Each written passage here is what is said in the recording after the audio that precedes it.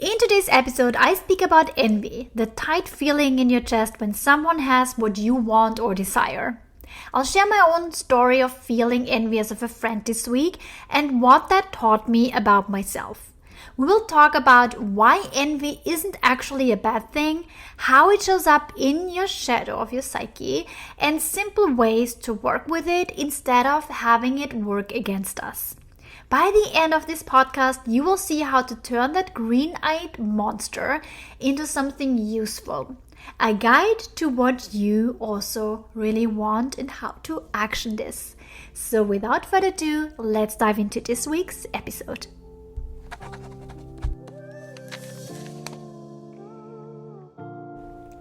Okay, so right now I'm recording from my bedroom. I have a freshly brewed coffee next to me. My husband is off to work. It's almost 10 a.m. in my morning. And yeah, it's this beautiful, quiet Sunday in my bedroom. And I thought, isn't it now the best time just to talk to you and have this conversation of envy today, our dirty little secret that humans have? I feel like envy is our dirty little secret because I feel no one really talks about envy. And before we dive into this topic, I just want to also let you know that I've been on a hiatus for 6 months. And this is my second podcast that I recorded since I'm back from this hiatus. And I was really reflecting, how do I want this podcast how do I want to come up with this topic every week? So that we have a beautiful conversation and that this is more personal than impersonal. And I thought that there's always a challenge or always an emotion that I'm navigating, as you also do. And if I'm navigating this, you might navigate that too. Maybe not at the same time, not the same week, but you might relate to it because you had, for example, envious episodes of your life. Maybe there's a person that you're envious currently of. Or, so I thought I'll bring this up as a conversation. I, bring also some stats, some research, but primarily I want to have a conversation with you. And I want to bring in this personal story to why this topic is relevant for me today, what triggered that, and then also how I metabolize, for example, this emotion, or like how I'm navigating certain circumstances. Because 3 weeks ago, I navigated passive-aggressive comments of a friend, and that has been so painful to me. I haven't had passive aggressiveness in my life for quite some time, and I will record an extra podcast episode about it because the way how I responded, I am so proud of. It didn't take me very long. It took me maybe 5 minutes to come up with a response. And I feel like we all encounter passive aggressiveness, and to me it is important that the lesson learned, that gold that I extract from that certain experience, I want to have a conversation with you around and also convey you how you can navigate that once it's also relevant or more relevant to you. So, and having that said, I just wanted to, set the stage for how I'm going about content with this podcast, because I really want to bring in experiences and challenges that aren't 10 years ago or aren't maybe out in the future, just some hypothetical thing. It's just something that I'm navigating maybe this specific week. And that brings me to envy. I have had an envious episode this week, and for as long as I can think, I have been a very envious person. And I never ever thought I would tell you this. I never thought I would admit that. I admitted that to myself many years ago, and it really spiraled. I really spiraled because envy is it's an emotion that is in our society deemed as very petty, as bad. And it's something no one of us wants to feel because, let's be very honest, feeling envious, and you tell me how you feel it. But to me, envy contracts me. It's a sensation in my body that is really uncomfortable. And what it does is that I spin a story, I'm projecting, I'm judging the person I'm envious of, and that's just how I want to navigate life anymore. And I looked into stats because I was interested in how many people generally feel envy. Because again, it's a dirty little secret. I don't know how many people saying, hey, I'm envious of XYZ. Or maybe, make it about you. How often do you admit to yourself, not even to others, that you are envious? So the fact is that 75 to 80% of people admit that they have felt envious in the past year. So that's quite high. And I read a stats that says 74% of men feel envious and 79% of women in general feel envious. So women are slightly more envious than men. And 75 to 80% of all the people, that's basically almost everyone. And most people are envious of someone's money, career, the house, or some of the vacation pictures that we are so privy on social media. I'm sure you have a lot of friends or acquaintances in your social media feed where their amazing vacation pops up with the amazing family, or if they don't have a family, even more to be envious of because they have all the freedom as I have because I don't have kids yet. So that's a lot. And financial envy is something that I think every single person in this world has felt. Even people who are rich can feel that they are less rich when they encounter someone who is richer. And that being envious, and especially financially, that is also something that messes with a lot of us, or a lot of mental health issues are coming from that fact too. So envy is not rare, and it's actually the most human because it's a basic core emotion.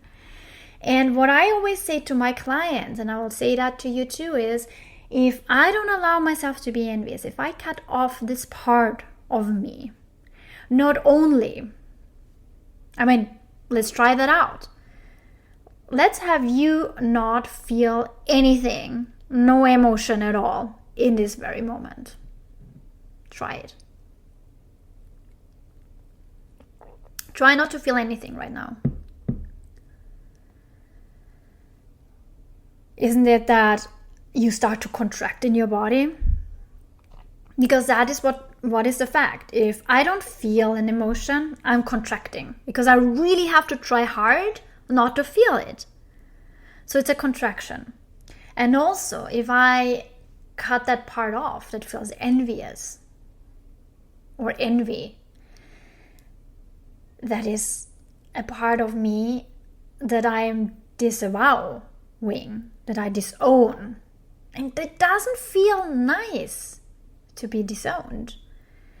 And not feeling seen fully in all our humanness, which is the light and the shadow, is what hurts us, or hurts you and me the most.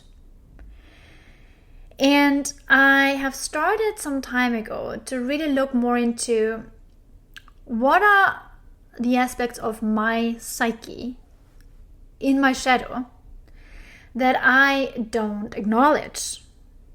And it's, for example, envy. And that's why I want to bring this up today, because just this week I had that familiar twinge again. And when I say familiar twinge, it's the envy. So I have a friend who does not work at all. And her life looks from the outside, obviously, like a big, long vacation. She spends all her days doing what she loves and what are her hobbies, and she has she rests a lot, she enjoys slow mornings or slow evenings, so there isn't much pressure or stress or anything related to having a job. And when I talk to her and I realize, when she talks about her day and when I then, talk about my day, it's so different, because while I have a corporate job and I really honestly live a life that I am proud of, that I always wanted, I still have to have a job. I cannot finance my life by sitting on my ass. I also have to say that I work hard. I have, my 9 to 5. I have my coaching business. I do content creation on TikTok, obviously with this podcast. So I have always something that I want to do. I don't have to, but I want to do. And my corporate job is basically something that allows me to do all those passions, that allows me to explore podcasting, TikTok, content creation, putting out videos, or coaching my clients, because my business does not make enough money to finance my life. And my husband is a doctor. He works really hard. And I am not someone who wants to, sit here, not do anything, and have him bring home the money. That's just not how I was educated. That's not what my values are about. So, of course, I'm sometimes envious of her for what seems to be a very easy life. And of course, it's just from the outside in, and it's very superficial. But that is how our brain, yours and mine, are actually functioning. Because in the end of the day, every thought we have about somebody else, where we think someone has it easier or has it better, and that might create or might not create envy on your end, but at least we tell ourselves a story of, oh, that must be easy to be in their shoes.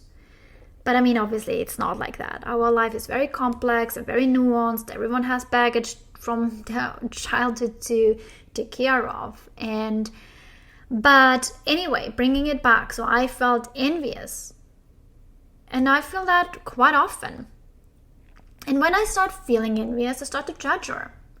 And that is when you start to judge, that's when your shadow shows up. And I made her the villain in some made-up story in my mind. I judged her as lazy, that she doesn't get how hard life can actually be. Because, my belief is not that life is hard per se. And I think we have a lot of choices where we can make life easier or more enjoyable. But balancing a job and maybe other things, our family, our children, passions, that can be sometimes challenging. I also judged her as avoiding responsibility. And I was like, I don't want to envy her. Because once I slowed down my inner dialogue, I was like, well, am I envious about her whole life, or just about certain aspects that might be good information for me to incorporate in my life? Because when I slowed down and allowed myself to feel envy, and I'm like, okay, I'm allowing myself to be envy. On the other hand, what exactly am I envious about? And it is that I allow myself to rest, yet I still have every day from Monday till Friday my corporate job. I work a couple of hours a day, as you also do. So I was like, okay. On the other hand, my corporate job, I like my corporate job. I don't love it. I like it. I like it enough to like it, okay? And I am appreciative of having the job, because that job finances my hobbies, my passions, part of my business. Also for me to go on vacation, to buy a nice dress, makeup. I love skincare, so a lot of money goes into creams and serums. So that is what I get to do. I make my own money, and I have, because of that, also freedom the way how I'm navigating my life. And then I was like, wow, that's good. That's really great, because that means while I might be envious of her not working, there are certain things that she cannot do, because if you don't work, you're obviously not having a certain amount of money additionally to save or to pour into your passions without having to think twice, or additional money to, spend on some of your vices. Maybe it's shopping, maybe it's a certain hobby that you like, or going on vacation a couple of times a year. So when you slow down, when you are envy about an aspect of someone's life, because you can't be envious about someone's complete life. There might be your envy. So let's say a very common example is when we go online and we see a successful influencer generating a lot of money, we are envious because we see that they get to do what they love. And maybe I don't do what I love, or I don't fulfill myself those wishes, or of pursuing a passion or something that is my purpose, but I see someone else doing it and making money on top of that and seemingly live a very happy, fulfilling life. And then we get to be jealous of, oh, they live a meaningful life. Oh, they get to make money with this meaningful life, or they are very beautiful. They spend a lot of time on their looks. So really boil it down where and you are envious, because for me that always helps me to really funnel this until I get to the really juicy part. And then I find an aspect of like, okay, I have a corporate job. I have to go to work every single day, Monday to Friday, except I take a day off where it's a public holiday. And my friend, she has vacation 7 times a week. But it's also not completely true, because there are responsibilities that she has to navigate aside from having a job. And not having a job, and then I look at that, what does it mean if you don't have a job? That means you're dependent on somebody else, be it a social system or another person. You have no savings, or you're not able to save as much as you would if you had a job, because, you don't put the money into a pension fund. Or, you just don't have, and it's not all about money, but to be very honest with you, my corporate job pays my bill. It makes me, financially secure. I mean, I know security is also such a thing, but in the end of the day, I got educated and raised that I have to make my own living. I'm not dependent on anyone else. That was a thing in my family. Don't depend on another person. Don't depend on a system. That was something my dad really made sure he drills into my skull. So one of my values is obviously self-sufficiency, and that entails I make my own money. That doesn't mean that me and my husband don't share the finances and he brings home more money, but still my contribution is vital, and it also makes me not feel guilty of spending some of the money, because it is in the end of the day mine. I go every day and start my laptop and work. So slowing things down is so crucial, because let's unpack it. Let's talk about how to turn envy into information, integration, and ultimately power. Because, and now I'm coming back a little bit to envy itself, and actually I also want to share with you because I found that super interesting. There's in, like, symbolically speaking, envy is green. So symbolically speaking, we identify green with envy.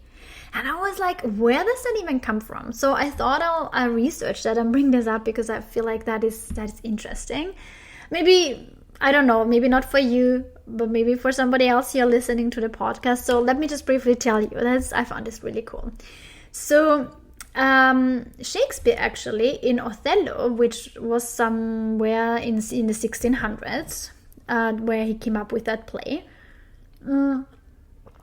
he called jealousy the green-eyed monster. Jealousy, not envy. But over the time, that phrase becomes shorthand for that uncomfortable, tight and comparing feeling we both know as envy. So originally he called jealousy the green-eyed monster.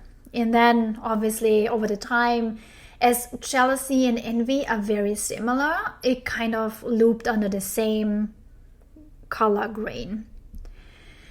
And it is because they say that the green-eyed monster signifies that it gnaws on you from the inside out when you're jealous or envious. And that's what I said in the beginning. It's such an uncomfortable feeling because it actually really feels as if you're eaten from the inside, as like jealousy, envy consumes you from the inside. So historically speaking, green was linked to, you might know, like illness, bile, or poison. So obviously, illness, bile, and poison, something just toxic in our body. And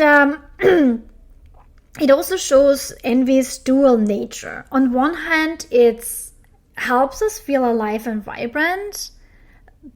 But if we ignore envy in our body, it actually starts to become dangerous. Like, it's always when we are not, I don't know how it is for you, but if you keep ignoring that you are envious, you also start to maybe become toxic. You might say things that are hurtful, or maybe you're mean to yourself. That is toxic enough, right? You're judging yourself for not being further ahead or not having what that person you're envious about has. So, yeah, it's this uncomfortable, tight, comparing feeling. And it's also, I don't know, but when I grew up, all those Disney movies, and maybe now also also these Hollywood movies, the villain is always this envious, jealous bitch. May it be a man or a woman, but it's always the bad one. It's not the hero who is envious or jealous. It's always the villain. So from a child onwards, when I felt envious, I always felt like, ooh, this is bad, that it makes me petty, not feel it, and then I judged myself and all that stuff. And it's not easy because I don't know. I can talk about that I feel envy. I felt like if I tell people I'm angry, they think I'm a bad person, and who wants to be a bad person? And also to draw kind of a difference between envy and jealousy.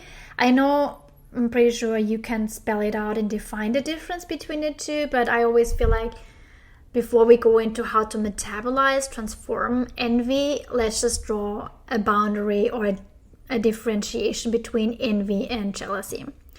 So remember, envy is always something that you want what someone else has. Let's say you might want their life, their freedom, their success, their purpose, their meaning, or maybe their character traits, their qualities. And jealousy is the fear of losing something you already have to somebody else. So very often in a relationship, you might be afraid that your husband or boyfriend or significant other falls in love with somebody else, or someone else steps into the relationship and takes the very person away that you so love. So I just wanted to draw the context of the differentiation of those two. So envy is I want what they have, and jealousy is I don't want to lose what I have. And again, culturally speaking, those two are sometimes intertwined, linked, mixed. But today we're talking not about jealousy, we're talking about envy. And your envy, my envy, lives in what I call, or not I, but what's in psychology, and Jung actually came up with that, envy lives in the shadow. And a shadow is a part that you have disowned. A shadow is nothing evil, but these are all the parts, all the traits that you don't want, that you reject, that you feel is bad. So also feelings that you were not allowed to have. For some people, anger is in their shadow because they don't allow themselves to be seen as angry. Because when they were angry, someone said, that's bad. I don't like you if you are angry. Stop being angry. Don't be complicated. That's when you push it into your shadow. And when something is not integrated because it lives in your shadow, it's also where you don't really see it. It's not a conscious process. It always bites you. It always comes back to, for example, if I have my anger in my shadow, if I don't allow myself to be angry, I'm very sure a people pleaser. If you don't allow yourself to be angry, how are you even drawing a boundary? How do you even know how to have a boundary if you don't allow yourself to be angry? You might always tell yourself, oh no, that is fine. As long as this person is okay and likes me, I'm good. But that actually creates so much internal pressure because you never live the life you're meant to live. You never be the person you are, and you are angry, envious, jealous. You can be disappointed, you can be sad, and you also have rage and anger in you. And everyone who says they don't they have not acknowledged that they have that too. So envy shows you where your shadow still holds gold, because there is some information there from envy that can help you change your life gradually into something that feels like, wow, I'm proud of it. So most people never reach that kind of gold in their shadow because they moralize envy. They call it bad. Maybe you call it even bad. I called it bad for sure. I shoved it down deeper in my psyche. And then, you start to repeat some of the patterns. Because if envy is not integrated, if I don't want to feel and touch base with it, it actually does more harm than good. And it's not about getting rid of envy or of any emotion, because we can't. But it's about to metabolize it in your body, to understand what it's trying to tell you, instead of pretending you don't feel it. It's 1,000,000 trillion times better to try and understand what's the reason you're jealous or envy, and go down the rabbit hole and distract the gold and then turn that into action. Because everything someone has that you are envious of, I promise to God you can have that too. I promise to God. And it's just your mind and your beliefs and your thoughts that tell you now, or your ego or inner critic to tell you, no, that's not possible. Because of all the circumstances in your life that just show you that you're so far away from having what you're envious of somebody else. I promise to God, I have learned and experienced that in my life, that every time I was envious of someone, and fortunately, I went down the road of getting it, building it, and it took me years. But today I'm sitting here and I have so many things that I was jealous of, was envious of so many people in my past. And I used that as the driving motivator to get that myself. And yeah, it takes years. It's not something that will come tomorrow. As we all know, good things take time, but it's really something that you can have. And even if it takes 10 or 20 years, who freaking cares? And then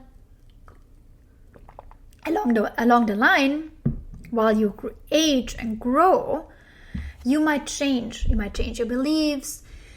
I'm pretty sure you change some of your beliefs. You might also change your values, because what you valued maybe in your 20s or 30s, you don't value as much in your 40s and 50s anymore. So that alone also helps to sometimes not everything I wanted and was envious of people and I thought that I wanted or aimed for, I got, because along the way, I changed and didn't want this anymore. For example, a few years back, I was really envious of people who traveled the world and showed all these beautiful spots and took these beautiful pictures on these picturesque beaches and like traveling and tasting different cultures. And when they come home or come on live or on video, they talk about, and they have so much to share.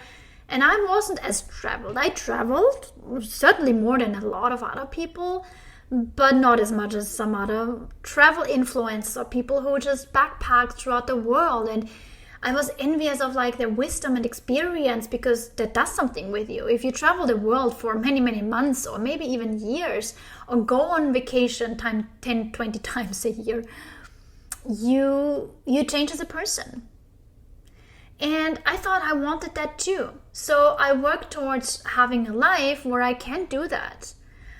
Maybe not just not work and just, go on travel and, spend money. And or I have a cousin, for example, she and her husband, they always earn money. Then they take half a year off, and then they travel the world. And then they come back, then they earn money again. So they have this cycle. This was never something I wanted, but I thought I have a job and then I live somewhere for a couple of weeks, a month, and then I travel further, right? But I have a job that that I have a job while I'm traveling. So, and then now I hit my 40s and I'm like, oh wow, that would not be something I want at all. And I just had this conversation with my husband where we used to have this urge to travel a lot, and then a job, career, money just didn't really allow it at the time. But now we are like, we don't want to travel as much because we live in the most beautiful part of the US, or one of the most beautiful parts of the US, where people go on vacation, where I came here on vacation every year. And now it's just like we live exactly this, minus this travel, minus this logistics of entering a plane and flying somewhere. It's basically we really have it here, okay? So that's how it actually changed. Isn't that funny? But that came from being envious of, I remember a certain influencer, she lived in Miami Beach in a high-rise building with stunning views, and I was so jealous of her.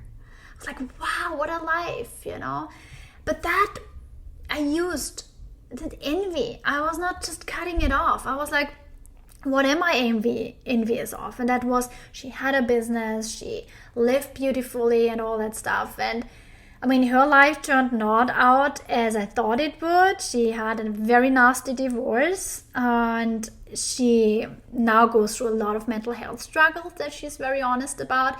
So that also, by the way, showed me that if you're envious of someone, it doesn't matter if it's your neighbor, your best friend, an influencer, content creator, a Hollywood actor or actress, be certain that this small window that looks, when you look inside or outside, it looks everything like pretty and flourishing and amazing. There's so much crap going on behind the scenes. So I'm going here a little bit on a tangent because that's not planned to talk about, because we're talking about envy. But I just want to tell you, when I stopped following this influencer who lived in Miami, had an amazing husband and showed all this amazingness of life, I unfollowed her at some point. And I started to follow her a year ago. I just was curious where she's at in life, And then she recorded a podcast what a nasty divorce she had to go through. She now moved then to London, and now she's going through so many struggles. She is battling a lot of things. And she talks about how this time in Miami was a nightmare to her because it was a very abusive relationship. So you see, for me, this was so eye-opening because I could experience firsthand that if you're envious of someone, be very mindful. Instead of just being consumed by envy or cutting it off or making judgments and stories or that person's a villain, go down the metabolization that I want to dive into, because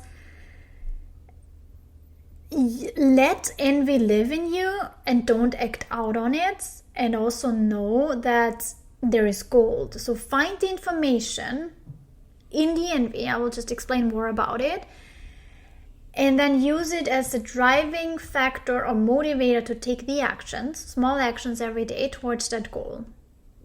Maybe you are envious about someone who seemed to have a lot of freedom, something similar to my story, and then really find out, how can I be more free in my life? And then also, in which aspect do I want to be more free? Do I need more help for my kids or for the household, or do I want to work less? Be very specific.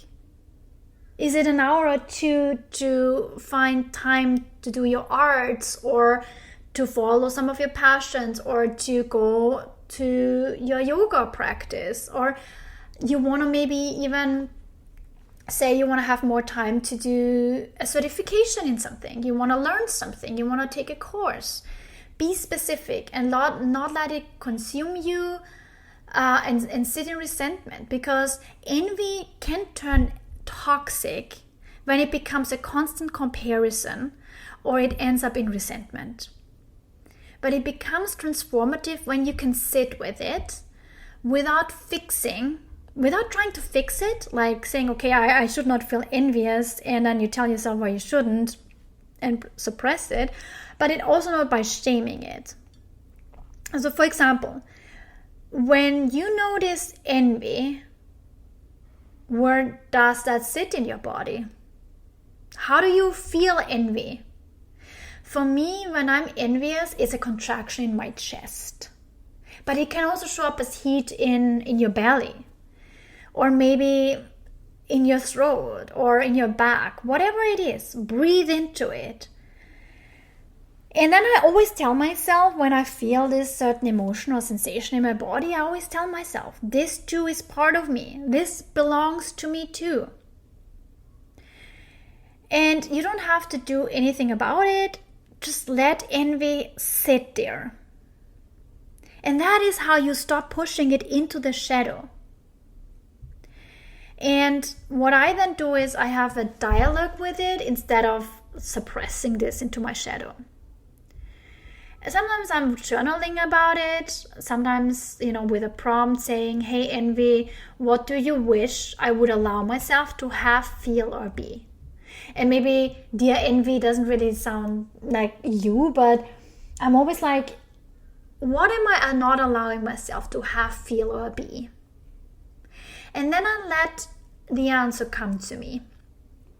And I'll notice. It's not asking me to become someone else. It doesn't ask me to become my friend. It's often asking me to expand my permission slip. Maybe, take more time for myself. Or, for example, drive forward my projects, like my podcast that I'm really proud of. And once you see what your envy is pointing to, you can act on it gently. For example, I don't need to copy my friend's choices. I don't need now to become jobless. God, no. I am glad I have it. I can just take a micro step towards that same essence. So, for example, if envy would say, I want to rest, give yourself one guilt-free afternoon off. For example, now I'm envious of, let's say I was because I'm not anymore, of my friend, because she has no obligation to have a job every day. She doesn't experience sometimes the exhaustion or the challenge that comes with having a job. And then I notice, okay, I reframed it with the money part, where I said, I earn money, I get to spend it. But for example, if for you it would be, oh, she doesn't have a job and she gets to rest a lot and you have a very busy life, then of course you want to rest. And then you find a way how to give you a guilt-free afternoon off. Or for example, I want to be cared for. then learn how someone can help you without you having to over-explain or do everything by yourself. And that's how your shadow becomes whole. Just through this embodied permission and not just the awareness of it. Because having the awareness is really the first step, and that is very crucial and great.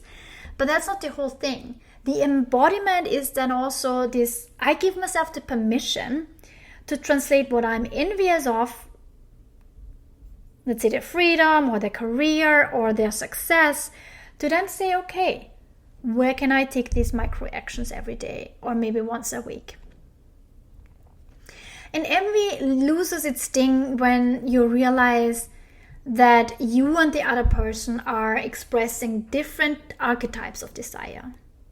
So maybe you are like me, you are the builder, you create, you lead, you achieve things.